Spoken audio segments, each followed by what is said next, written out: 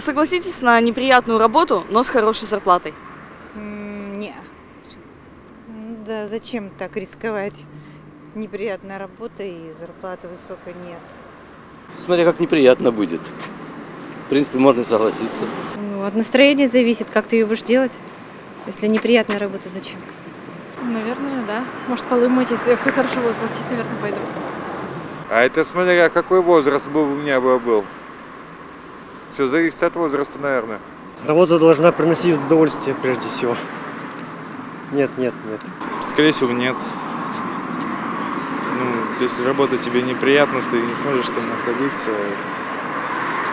Не знаю даже, как вести себя. Не было еще такого, не случалось. Нет. Почему? Потому что работа должна приносить удовольствие. Наверное, так устроен человек, что должно какое-то удовольствие от работы получать. Ну, зависит от того, насколько она неприятная. Ну, все же, возможно, да. Я всю жизнь работал на приятной работе, поэтому не смогу, наверное, там работать. Ну, если жизнь перепрет, то соглашусь, куда деваться.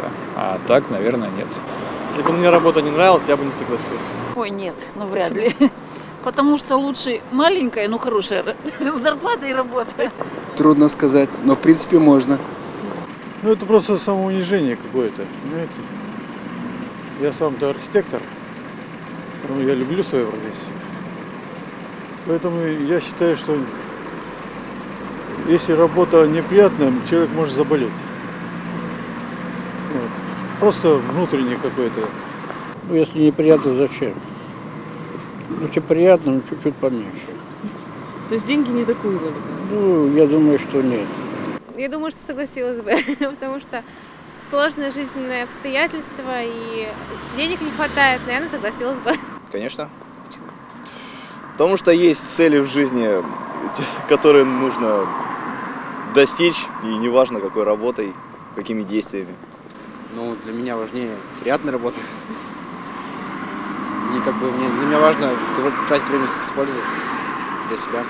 То есть деньги не играют? Играют, но не такую важную роль.